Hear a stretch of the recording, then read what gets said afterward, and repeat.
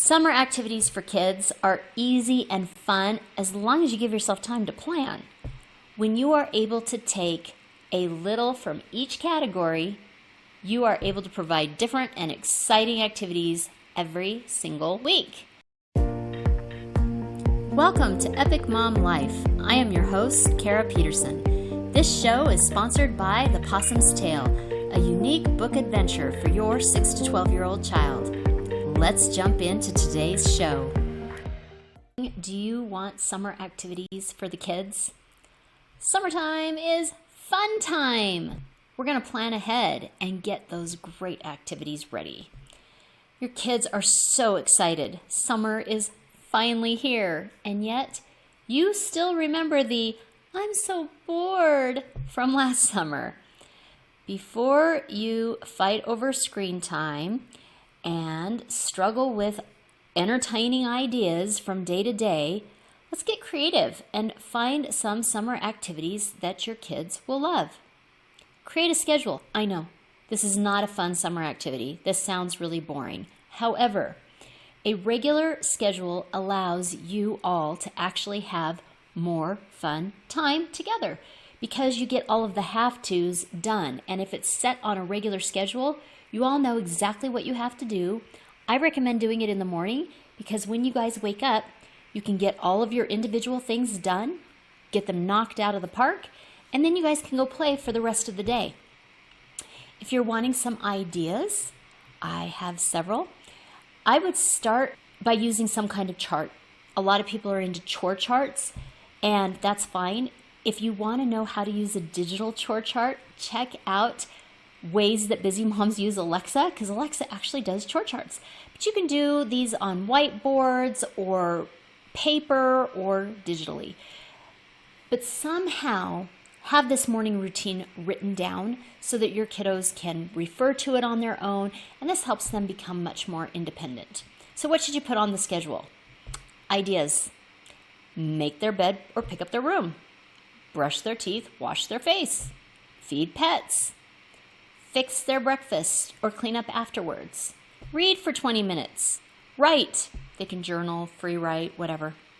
Math puzzles. Exercise. You can take a walk together. And this can actually be moved, so instead of doing it in the morning, you can do it in the evening as kind of a relax and wind down activity. Chores. Make sure you catch age-appropriate chores for middle schoolers. That'll be in the show notes. Prep needed for the day. For example, sunscreen, water bottle, ball cap, whatever.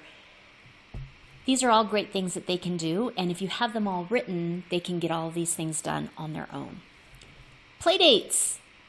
These sound so normal, but these are going to save your life. As an aside, if your child is getting older, don't use the term play dates. Come up with another word like get-togethers. The reality is most kids really like hanging out with other kids their age. So they love play dates. They love get-togethers. Schedule a time weekly or even bi-weekly where you can have somebody come over that is all of your kids' ages, so a whole bunch of them. And if you can get them all at the same time, that would be great, especially if you can get rid of them all at the same time. Because when you have those kids at your house, like once a week, then your kids go to their house once a week. And that way, you're going to get some refresh time. This is going to be really important. Do you want to structure the play date time to make it extra fun? Now, we structure a lot in our lives. You don't have to structure this, but a lot of people want ideas for play dates, so I'm going to give them to you. But that doesn't mean I'm necessarily a fan of structured time. That just means you have a fallback plan. Build a fort, whether you're indoors or outdoors, whether you're using it out of a tent and adding stuff, it doesn't matter. Kids of all ages like hidey holes in secret caves or whatever that are all their own. Water games. Okay, the list is endless with water games. Balloons, hose, sprinklers, slip and slide, whatever. I'm sure you can Pinterest and find a million water game things. Giant bubbles. Crafts. Okay, crafts. That is so vague. You could probably do a million things about just crafts. So Pinterest your kid's age and then crafts. So 8-year-old crafts or 8-year-old summer crafts or whatever, and I am sure you'll find at least 100. Paint. Okay, that's just like crafts. Not only are there different things you can paint on, but there's different things you can paint with. There's different levels. There's different kind of ideas, all kinds of things. So that's a huge category as well. Same thing. 10-year-old painting, 10-year-old things to paint, whatever. Google it. Bake and cook, Legos, dress up, science. You can actually find science experiments that you can do at home. Karaoke. So all of these things are fun things that you can manage within a playdate. Summer camps. Summer camps are great because they give you a break and your child can learn some independence and have some fun. Camps come in all shapes and sizes. There are day camps, there are overnight camps, there's specialty camps, there's religious camps. The list just goes on and on. Camps are a fabulous way to grow your child's interest in a specific talent or hobby and have fun with other kids. It also kind of gives them exposure to kids like them. So for example, if they're going to a coding camp, they're going to probably meet kids who like to code. And so if they're kind of having trouble finding their tribe, if you will, if you can find a camp that's specific to what they like to do, you'll help them with that.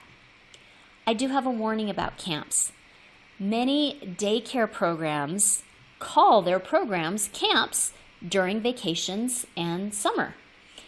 And I don't know why they do this, but they do because a lot of the things they do are the same thing. I think they call them this because they have older age kids in them.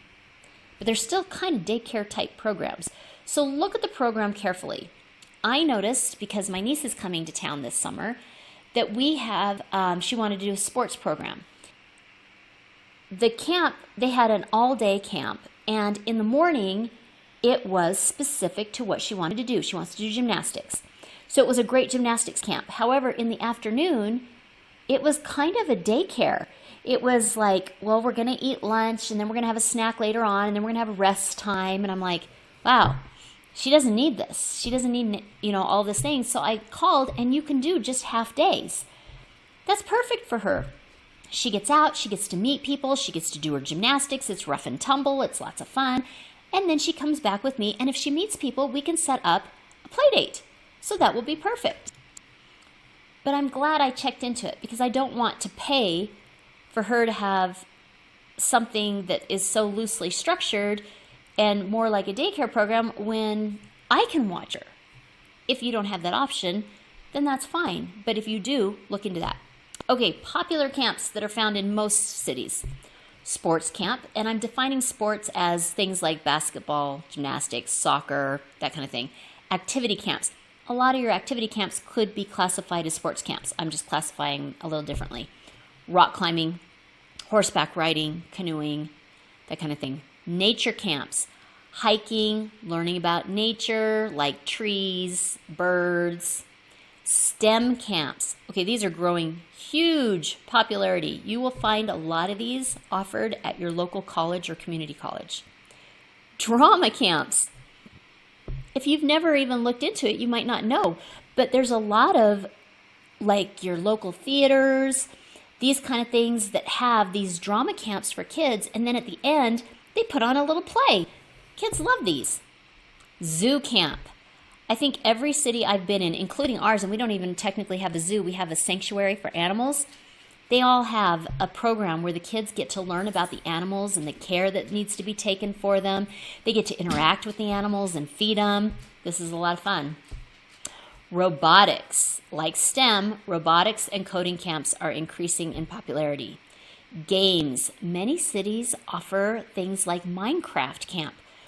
I live in a city that's only like the Tri-Cities, it's 120,000, but our city's only like 40,000.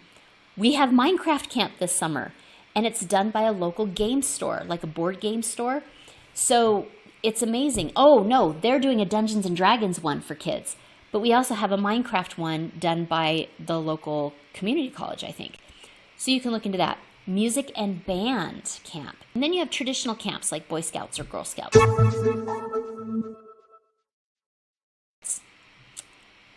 If you are looking for something that your family can create together and it becomes part of your identity in how you celebrate togetherness or summer or anything, check out 10 unique family traditions for a deeper connection. We do all of these in our home, and it's given my boys something that creates a connection to who they are as Peterson.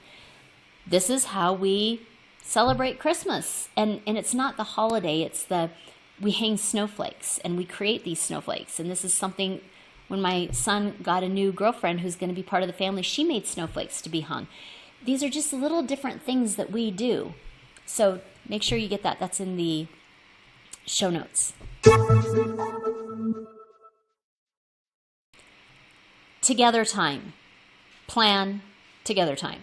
Okay, that sounds ridiculous. I get that sounds ridiculous. You're like, we have the whole summer. We're going to be together. Here's the thing. Have you ever heard from retired people?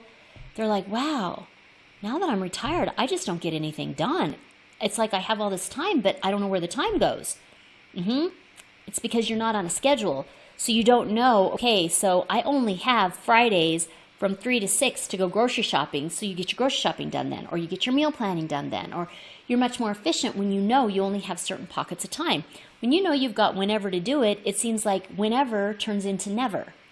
The summer is the exact same way. If you don't specifically plan things, it turns out that Monday, June 6th turns into June 23rd, which turns into July 15th, and things just start snowballing.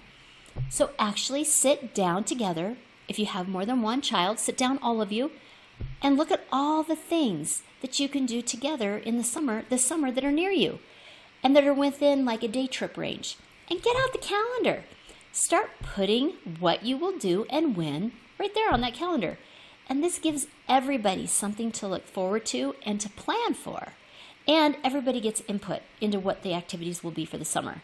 So together time activities and ideas. Summer movies. Have you heard of the summer movies? If not, this is a huge thing for you. Harkins Theaters, and other theaters may do this too, but there's a Harkins Theater. They sell summer movie packs. I haven't gone for a long time because my boys are older now, but they used to only be $10 for 10 movies. So they're $1 a piece. So all of these movies you've probably already seen before. You know, it's like Despicable Me 3, right? Or Puss in Boots, I think, is one of the newer ones for this year. It's the one that just came out this year. So it's the second Puss in Boots, I think. But still, your kids have probably seen it. The point is they get to go to the movies, and our kids got to have the little movie pack, because when the movie only cost $1, to buy the movie pack for $4.50, it was like the whole movie cost less than it used to cost to get them in anyway. And it was movie day, and they loved going. And it doesn't cost any more for you to go. You still get to go for $1 too. And you go to the movie, and then if you have free lunches for kids for the summers, you can go to the movie, and it's once a week. It's either Thursday or Friday. Pick your day, and then take them to the lunch for, the free lunch at the school, and then play on the school equipment. If you can figure out a friend that they can go with every week, this is like a fun thing every single week. Day trips. What is near you? We live in that smaller town, like I said, but Phoenix is only 2 hours away. So we can plan family comedy night, museums, botanical gardens, the aquarium, the car museum. I mean, the list goes on and on. There's so many things once you start sitting down and planning and thinking about what everybody's interests are. History. Like the day trips, what natural features are around you. We didn't even know until we sat down and started looking. We have caves near us, and we have lava tubes. Pretty cool. Library. Okay, the library almost always has something going on regularly.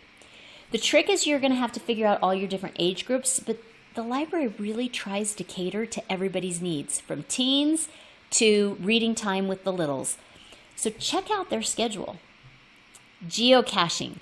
I'm a big fan of geocaching, and I go into this at length in the spring break activities. So I'll put a link for that one. But basically, this is a scavenger hunt outside that you don't have to plan. Other people have done it, And there's over 1,600 geocaches here in northern Arizona. So there's tons of them, and they're all over the world. Canoeing or kayaking. Groupon. If you don't know what Groupon is, this is going to be your best friend.